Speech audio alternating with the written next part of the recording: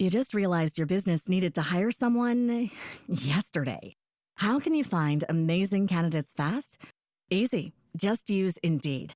Stop struggling to get your job post seen on other job sites. With Indeed sponsored jobs, your post jumps to the top of the page for your relevant candidates, so you can reach the people you want faster. According to Indeed data, sponsored jobs posted directly on Indeed have 45% more applications than non-sponsored jobs. Don't wait any longer. Speed up your hiring right now with Indeed. And listeners of this show will get a $75 sponsored job credit to get your jobs more visibility at Indeed.com/kidsandfamily. Just go to Indeed.com/kidsandfamily right now and support our show by saying you heard about Indeed on this podcast. Terms and conditions apply. Hiring? Indeed is all you need. Are you ready to learn the 3 secrets to launching a successful podcast? Hi, I'm Bill, a recent client of the Podcast Mogul. If you've been thinking about starting a podcast but aren't sure where to begin, he's got you covered. He is hosting a free webinar where he will share the 3 secrets that can help you launch, grow, and monetize your podcast without any fancy equipment or technical headaches. Click the link in the show notes to save your spot now and let him help get your podcast off the ground. Welcome to Invest in Yourself, the Digital Entrepreneur Podcast. Join the Podcast Mogul Phil Better as he interviews successful entrepreneurs that make their living in the digital world. Now, let's join your host, Phil Better, and his special guest today on Invest in Yourself, the Digital Entrepreneur Podcast. Ladies and gentlemen, welcome back to another episode of Invest in Yourself, the Digital Entrepreneur Podcast. I am, of course, your host with the most, Phil Better, but I have a great guest here who was rattling off their accomplishments beforehand. And I was like, you know what? I cannot do this justice with my feeble accomplishments. No, my accomplishments are amazing as they are. But everybody, this is my guest, Atlas Aultman. Sir, thank you so much for being here and welcome. Thanks, Phil. Yeah, it's great to be here. And I'm so excited to see you in person. I've seen your show before, and it's just awesome to be here. So thank you so much. It's a pleasure to have you, and I love the fact that you've seen the show and you're connected with me in that way. So I know you're going to give us a banger of an episode that my audience is going to love. We were talking a bit beforehand when I was trying to get a little bit of a bio from you, and you started off, and I'm like, this is too good for my audience. My audience needs to hear about how you worked on a special detail for President Obama. You're multi-award-winning leader in not only in the Fortune 500 or any of that, no, in the Fortune 1, which, if you don't know, is the U.S. military, the largest employer of personnel in the world. Yeah. You ran multiple award-winning teams. And sir, can you, Atlas, just introduce yourself so I don't fail at what I'm missing? Yeah, so I've been pretty blessed and fortunate. When I was born into a military family, and my lineage was pretty good. My mom ran off, met some dude, and that was my dad, and then he left us. So we moved back in with my grandparents, and my great grandpa was a chief of police around the Boston area. He arrested the Boston Strangler, and my grandpa was in special operations, and everyone used to come to him for answers. And so they kind of started off the journey of what I wanted to do with my life, and that was be in the military. So my dad adopted me when I was 5, and he said, don't go in the Army, go in the Air Force. And so I went in the Air Force. That was almost 30 years ago. And since then, I've been assigned to nothing but awesome teams. I've had phenomenal leaders. I've worked for 4-star generals, 3-star generals, 2-star generals, 1-star generals. And I've worked at multiple high-level organizations where Fortune 1 results happen all the time. And it's been amazing. So throughout that journey, I've had special operations experience. I've had all combat zone experiences, Iraq, Afghanistan, Africa. I've been on detail with the President of the United States. President Obama was the one that I got to do the most work with. But recently we've done some presidential work here at the Air Force Base locally. And that was cool too. Just to be engaged with Secret Service and that level of detail is phenomenal. But from my perspective, I wanted to study leaders. So I came in as an admin person, and I got quickly assigned to commanders' offices, and then they taught me the ropes. And I took a whole bunch of notes, put them in a book, and it made its way to Harvard Business Review from one of my contacts, and I pulled it back as Dave Goggins is like, don't let anybody publish your work.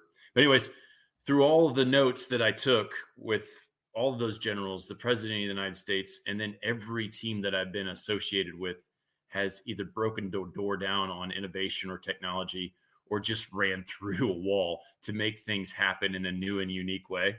And that ignites, as you know, and in your show, you've talked to these people. When you have this passion inside of you, nothing's going to stop you.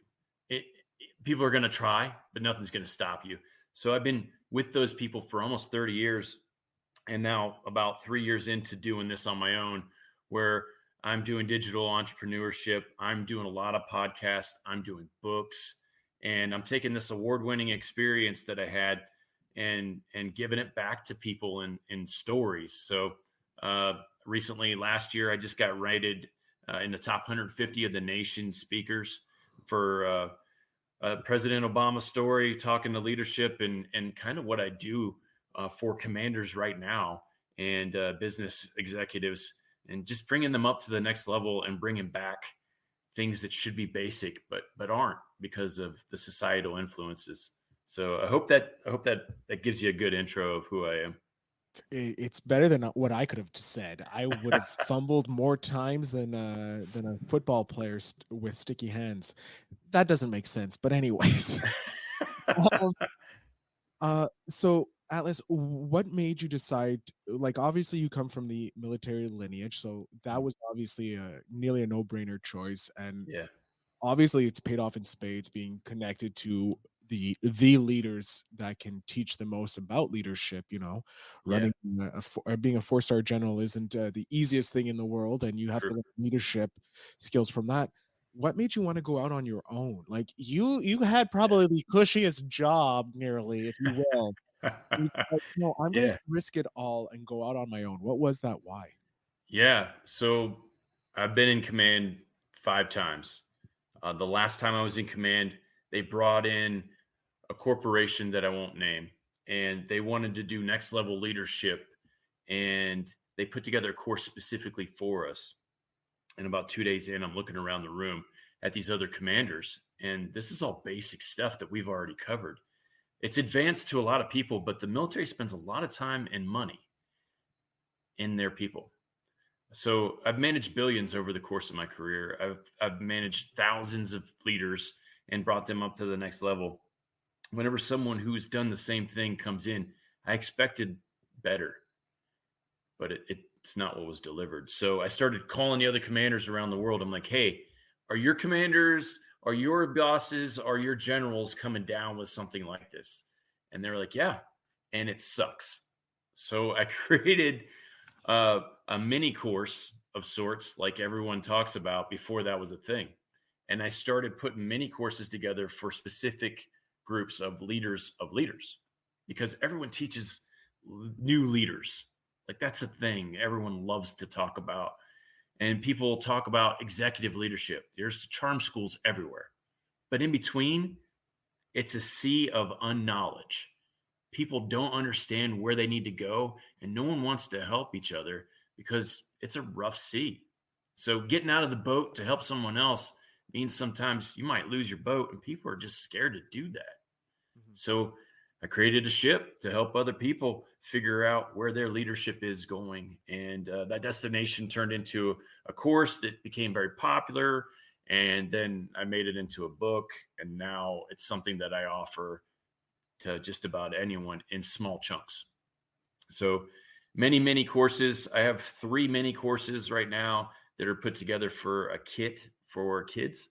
And they teach the basics of leadership from a parent to a child as early as 6 years old. And that's getting rave reviews because there's no kids leadership books out there.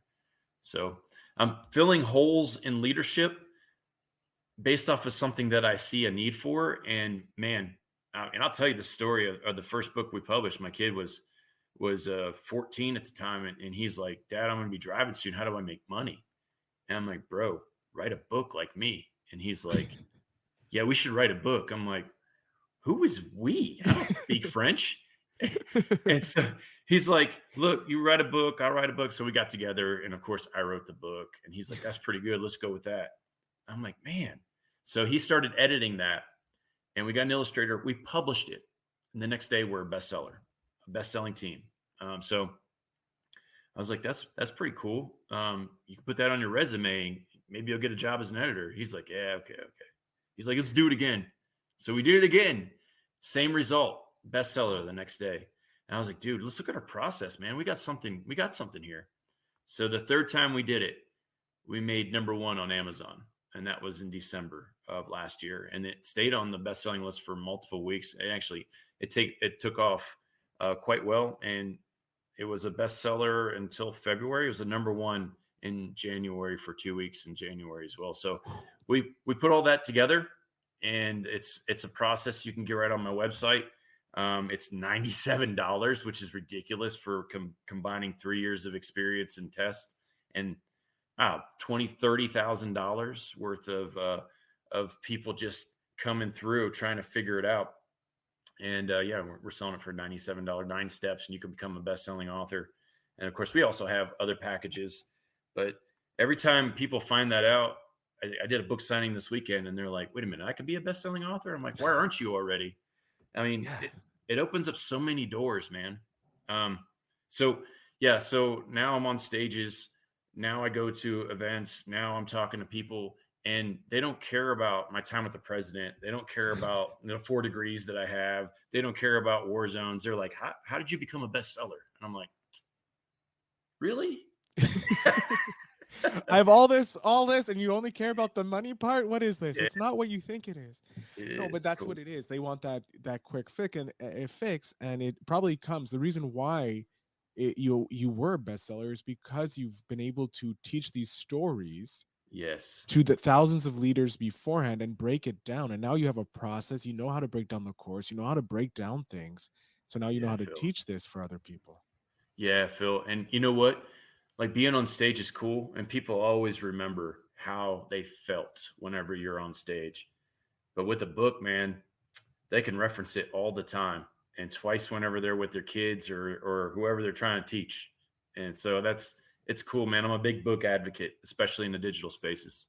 I love reading. I love the fact that I have a Kindle, means I have like the whole knowledge of the world in the palm of my hand. And I still get physical books because the fiction books, I need the physical fiction books sometimes, because it's just that smell to get you into that next world. But when you want to learn something, digital books are so key. I want to know, where did you come up with? So you and your son your son propositioned you to write a book, and he's like, I'll edit it. Like most teens, trying to figure out the fastest way and easiest way of life. Yeah. But where did you come up with the stories to tell in these books? Yeah. So that's great. I don't think I've been asked that question yet. So I have a whole lot of experience that I put into a book for adults. And what I did was I whittled it down to 3 main things. And what I found was the world always asks the same questions every time. And there's just these 3 questions. We're conditioned to ask 3 questions or think 3 is a complete number. So the 3 questions that get asked is, how much is it going to cost? How much time is it going to take? And then they ask, who's going to do it? And in every organization that's gone somewhere fast and managed billions, or I get money thrown at me, because I asked them in the reverse question order. I ask, who's going to do it? And then that person tells me how long it's going to take and how much it's going to cost. And when you do it in that way, you save so much time and money that it's ridiculous no one's doing it in this way. So whenever I started boiling that down to leadership basics, I took each element and made them into just a smaller bit for the kids' books. So the first book is named The Fox in a Box because I have like a little Shiba Inu. It looks like a fox. Everyone's like, oh, it looks like a fox. I'm like, sure. So she was running past me whenever I was trying to whittle this down. And she stopped and looked at an Amazon box before she went outside. And I was like, The Fox in a Box. Yeah. And that's the name of the first book. And so the Fox in the Box is the first 101 lesson to the youngest kids ever. And it's like this. It looks like this: teamwork. Trying to do everything by yourself is ridiculously stupid. Yet people try to figure out how to do everything like a podcast. I mean, come on, man. If I'm putting together a podcast, I'm coming to you, man. Hearing that. Yeah, because like I don't know how to do it. And for me to figure it out, it's going to take me way more time and way more money. So why would I do that? Because I know the system, bro. I know it. So that's where it's at. So the first book is teamwork. It's you don't do it alone. And that's how I whittled down the first one. The second one is continue to work hard, because, whenever you start, like with a podcast, when you start, you're not going to have 100,000 followers, 100,000 listeners the day one. That's ridiculous. So you're not a celebrity. That's like, unless you come in with already 1 million people following you on a social media, you're lucky if your first you break 20 downloads in your first month. So that expectation, right? It's there. You got to keep working or you're not going to see the results. I don't go to the gym once and then look in the mirror and go, oh, that looks bigger. That doesn't happen. You know what I mean? So why am I expecting the same results like that in leadership? You don't come in and just change the ship, man. It takes time. So that's the second book. And the third one is, it's not what you say, it's how you say it. So all of these things are important, and I've heard them in your show. Everything that I'm saying is nothing new. I just phrased it for a kid to understand. And if you can explain it to a kid, you can explain it to anyone. That is so true. It's so true. I love these books, and I'm definitely going to be looking at, because my nephew's coming up to 6 years old, and I think why not support an entrepreneur who's come on my show, shared his knowledge. I'm definitely going to pick these up for my my nephew and get him to read it, because he tries and scans my sister into reading 3 nighttime books before going to bed. So yeah, man, I love that. Definitely looking forward to getting those books. What's good about my book is it can be read again. So when you read it again, I have questions at the end. And each time you read the book, you answer the questions differently as a child. That's what every parent's telling me. They're like, I love the questions. I always get different answers. It opens up a dialogue. And each book is meant to be 5 minutes long. Okay. So I love that. If 5 minutes, and then if you want to spend 10, you can answer the questions in long form, whatever you want. But parents, they just miss that opportunity with their kids to share what they just learned in the day by not having that question and answer session. So average kid asks what? 700 questions? Yeah. It's if that, on the low end. Yeah. And then unless you're a podcaster, you're not asking as many questions as an adult, because you don't. And so you think you know everything. So that's the problem with that. That's the one thing I found since I've become more and more entrenched in the podcasting world, is I ask a lot more questions than people around me, and people sometimes get a little annoyed with the questions I ask. Yes. What? So let me wait a minute. You're seeing the faces too. Whenever you ask the question, what's the worst face you've ever seen? Like, to be fair, it did come from a former manager of mine, and I wish you had trained them, because they probably would have handled the situation better. But I was questioning how we were doing our process, because I worked for a financial institution. This is pretty much the story of how I left my day job and became a podcaster full time. But I was questioning the way we did the procedures, because not only am I an employee, so I have to deal with the customers asking these questions, I'm also a customer of the bank, right? Because I have to have my pay right. So it's cheaper to have you. We'll pay for your bank account, and I own shares in the bank because I'm an employee. I get RESOP, right? So I hit all 3 markets. I'm the person you want to listen to. And so I'm questioning, and they're like, well, that's just how we do it. And I'm like, that makes no sense. Like, we can become more efficient. We can save time, because the process was, whenever they changed their language, a new card was sent out. And if I'm an employee, I have to deal with the call from the customer who didn't activate their card because they got a new one, didn't think about it. Now they're pissed off at the bank calling me, which cost the bank money because the employee isn't helping selling anything, right? Which means me as a shareholder, I'm not making my bank. Oh my gosh. So like, I'm like, this doesn't make sense. right? And And it drives emotion too. I mean, come on. so I was asking, and they're like, we just don't. And I'm sitting here, I'm like, I've just interviewed over like 2 dozen entrepreneurs at this point in my Okay. life. Yeah. So like I'm now, my brain is shifting from employee mode to boss mode. How can we like I want to be of Yep. value here. Let's try and do something. Yes. Something happens, it ends up in a call with a manager. I say my manager and her manager, I end up saying like I feel disrespected. Like the whole explain my situation. I feel disrespected. Mm-hmm. And then they bring up the fact that I was asking so many questions in training. And it was just like, and at that point, I had done about In 100 trading. interviews. And I'm Yes. like, I'm fully aware, like, I know what my value is. I'm being undervalued. I have talked with all these people who barely know anything about starting a business yet now are super successful. Yes. I have a minimum of information to go on. I think I can do it myself. And I just quit there. But it was just like, you didn't even like it's just like they don't like asking questions. Why are you No. asking questions? Just follow the rules and be a good little robot. So yeah, I got in trouble for asking questions a lot. So Whatever. You can't help people. no. I always try to tell people they don't understand this, by the way. So I'm getting out of the military, and the question I always got was, so where are you going to work next? I'm like, oh, I'm going to work for myself. And they're like, what? How do you do that? And I'm like, they're like, just get a job. I'm like, I don't want to get a job. I want to give people jobs. Like, Yeah. that's a whole mindset shift. Like, people just don't think like that. Like, you don't go to college and learn how to work for yourself. You go to college and learn how to work for other people. Mhm. And everyone has They this choice that they don't even understand is right there. It is. It's insane because, and this goes back to before, when we were still more before the industrial revolution. There was a Mm, lot more entrepreneurs, a lot more self-made business owners and true. all this.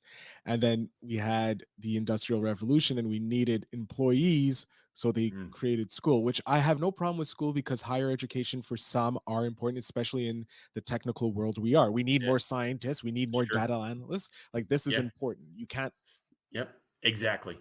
but it also trains employees for the world. Like it just, you work 8 hours, you go to school for 8 hours, you have 3 breaks, you get a lunch and a lunch. Oh my god, it's school is work and work is school. It doesn't teach Mm, you how to be your own boss, which is sad.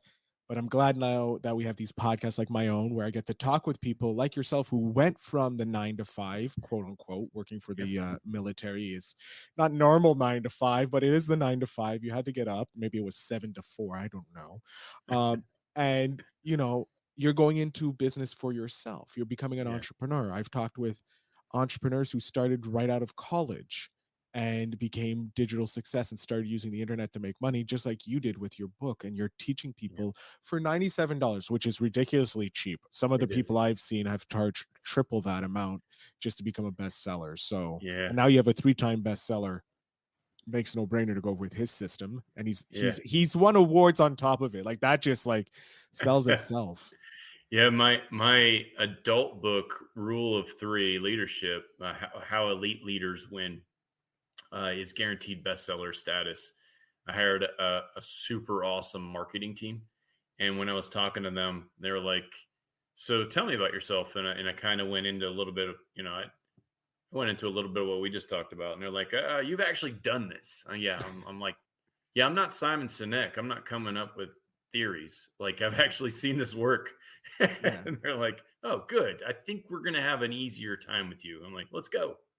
But So and the simple fact that they can already put a 3-time bestseller, it kind of like just yeah, like, it's like Gary V. Like whenever he pumps out a yep, book now, it's guaranteed to be bestseller. So you already have this, and you already have the you help kids become leaders yeah, beforehand. So now let's get the adults into the leadership. Um, what is a memory that you have from your time helping the amount of leaders that you've helped? yeah. Do you have a Okay, memory that just like solidifies, like, this is why I help people become leaders? yes, absolutely. I'll tell you the memory that got me the national stage in December, and it's a presidential story. When people find out I worked at the White House, everyone wants to know how President Obama was, and So I used to live at the White House, and before we went to bed, the last thing that I got was the president's calendar for the next day. And I always used to look for one thing on there, and it was always on there with him. And it's a meet and greet. And a meet and greet is an opportunity for the president to engage with somebody. And usually it wasn't like a celebrity, it was somebody that was there. So one day, I was walking in front of the president going into a room, and I saw this man in a wheelchair, and he was just sitting there. And I was like, oh, that guy's just there. And the president walks in and he goes, how you doing, young man? And immediately this guy's shoulders rocked back and his chest popped out, right? And his eyes just got really big, and the smile came over his face, and these wrinkles that were just all over his face got replaced with this giant smile, right? As a recognized leader recognizing someone else. And you don't have to be the president of the United States or a general officer or award-winning, book-selling, leader, top of, the White House and Air Combat Command in special operations, top leader. You don't have to be that guy. You could be anybody and give that to someone else. So as an entrepreneur, as a boss in your own world, you can give that to yourself, and it transcends into other people's lives in a positive vibe that it just can't be taught. You just have to be that person.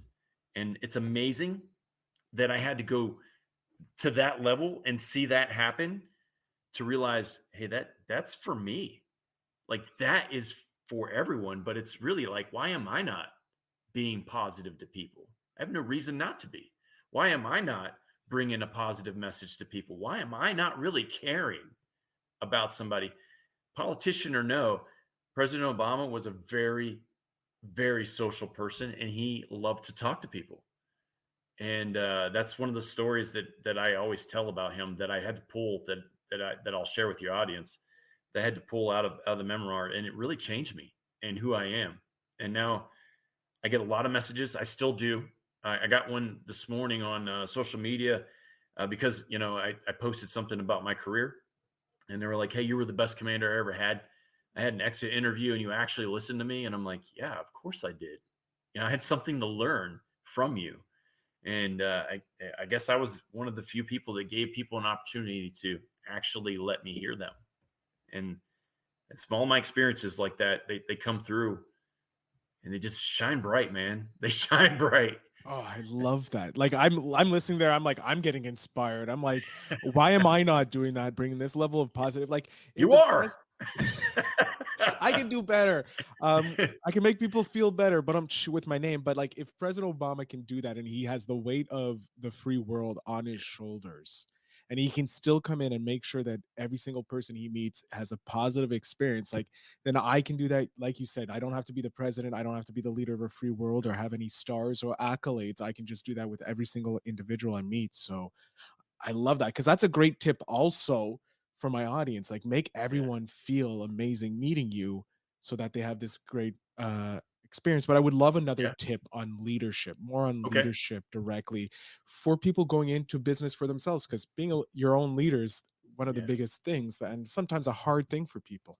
Yeah. So I'll go back to my principles of leadership. It doesn't matter whether you're in a corporate environment, military, or entrepreneur, the same principle applies every time. So as the boss who does everything, that's called entrepreneurship. If you can find somebody that saves you time and money, pay them, whatever costs. The Bible says it this way, and I'm not sure if you're a believer or not. I'm not sure if your audience is a believer, but I always like to take something from the Bible that no one really knew was in the Bible and like expose it. And it says it this way. Gifts get you into the corner of kings and queens. And if you can pay to be in the presence of greatness, pay the price. So it's a proven thing that if you invest in yourself, wow, where did that come from? That title. If you invest in yourself, you're always going to get dividends. The payoff is immense. So invest in yourself by investing in other people. What you're good at, keep doing that. And what you're bad at, find somebody that's good at it. And they will get you to the next level far quicker than you can ever imagine. That's what I give to you. I love that because it reinforces a previous guest's comments about being specialized, being able, because he was building an agent part of his agency and he needed specialization. So he's like, everybody's good at something, but they're excellent at one thing. And it's the Absolutely. same thing. Hire someone who's excellent where you are not excellent, so that they can be excellent for you. Yes. So I'm getting ready. I'm preparing for a TED stage. Ooh. I have 4 potentials, 1 probable, and my speech is very much on the whole theme that we're going on. And so Simon Sinek, I mentioned him earlier. He has the most watched video for TEDx. In fact, if you doubled the guy who's behind him, he still wouldn't reach the amount of views. And it was amazing, is like 2009 in a small little New England town, he's on stage and everything fails. And that's probably the first driver of why everyone wanted to watch the video. But he describes this thing called a golden circle. And in the middle, he puts the word why. And he goes into how and what. And he says, everyone should know what they're doing. And how to do it is specialized, but you should know why you're doing it. And I like that principle. But what I found is you should know who you are. And that's your real why. So Simon said why, but in this game, the next word is you. You have to figure out who you are in order to figure out where you're going to go, why you are the way you are, who you're going to be. All of that boils down into what you're good at, and you know what you're good at, and you know what you're bad at. And whenever you try something and you don't want to be good at it, you're bad at that too. So why even try going down that path if you know where the ending is going to be? And so, yeah, I have like 15 minutes that I won't expose to you. No, please don't. I want to save this for your TED Talk. This is gold TED Talk things. I'm getting a prequel and I love it, but I don't want you to spoil your TED Talk before it's up, because I want that video to destroy Simon Sinek's video. I'll be the next one. So maybe I'll be there. Tell me when I need to unplug the screens and stuff to get into the next level. We're going to, I'm having such a great time talking with you. It's been a blast, but we do need to get to the spark question of the show. Atlas, can you recall a small decision that ended up changing the course of your life? Yes, absolutely. Small decision. When I was in Iraq, I was helping rebuild the air routes for the Civil Aviation Authority there. I was mentoring the ComNav surveillance director for their equivalent of the FAA. And one of the things that was common was they had the people, but they didn't have any money. And when I would visit the Iraqi Air Force, they had the money, but they didn't have the people. So, you know, it's easier whenever I'm saying that now to connect those two together. It's kind of like light over here. Like it's really obvious, but obviously at the time it probably wasn't. But the smallest decision that I ever made that was a huge impact was bringing those two teams together for one solution. And what I found was that one solution brought a level of teaming that Iraq had never seen before, because the military was not allowed to talk to the civil aviation authorities under the Saddam regime. So that was something that they weren't used to, that Americans are used to. So finding someone to help you or finding the money to get that help was not an entrepreneurial mindset there. And that small decision to bring them together for one thing, which was to reestablish a generator on West Iraq on the border of Syria, that opened up the ability to communicate and opened up their air routes 5 years earlier than they would have been if they would have worked it stovepiped like they had planned. So that small decision ended up being a personal note from a good mentor of mine, General Clary. He's actually on the back of my book, where he wrote to General North a personalized letter on why I was getting one of the top level medals in the war, and why that was important. And there he describes it. And then the admin person sent it to me, or he was like, "Hey, I know you didn't see this, but you got to see this." And I ran across it yesterday, believe it or not. I was like, "Oh man, I forgot about this." And in there, he said, before Josh showed up, because that's what they were calling me, because that's in my official name in the Air Force.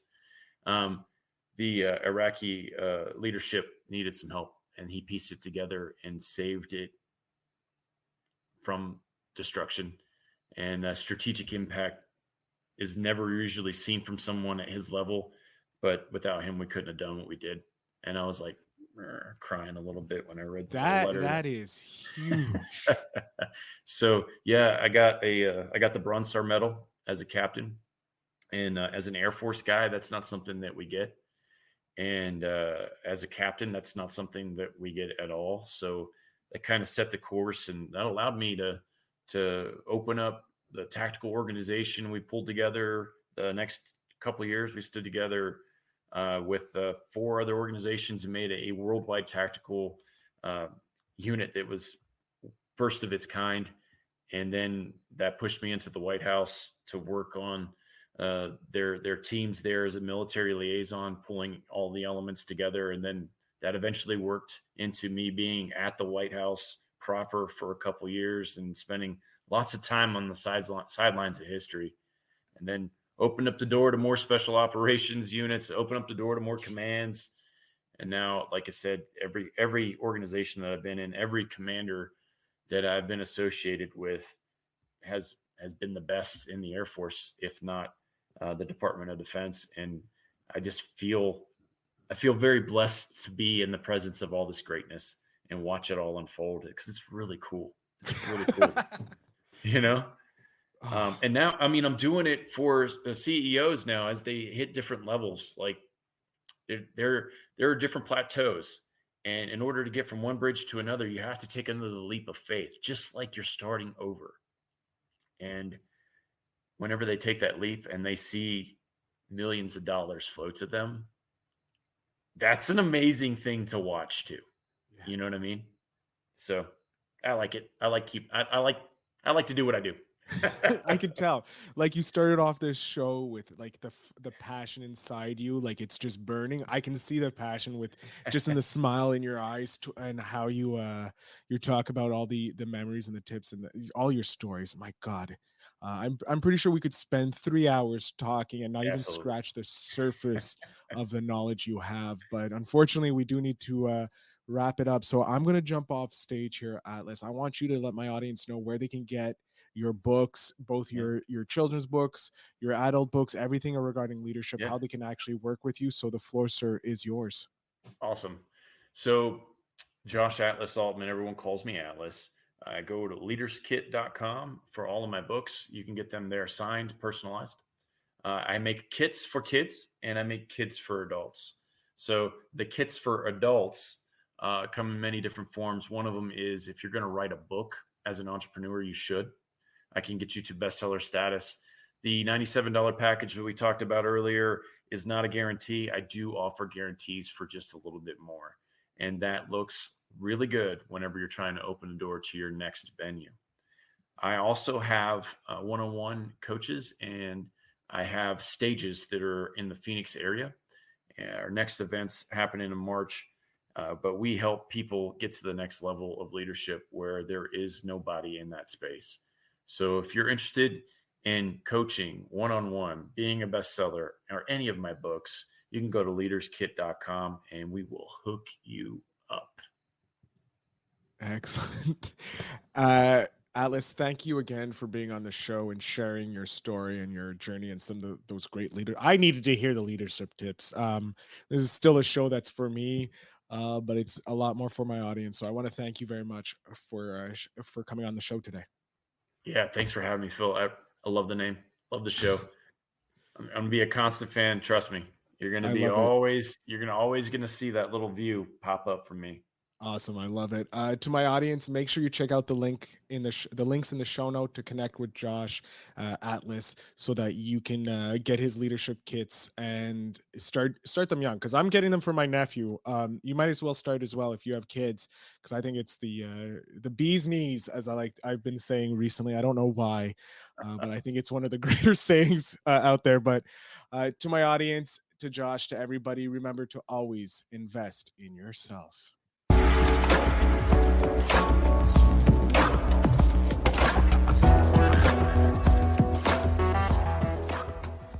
Thanks for tuning in. Now it's time to take the next step. When you're ready to dive deeper into how to launch, grow, and monetize your podcast, Phil's got something special for you.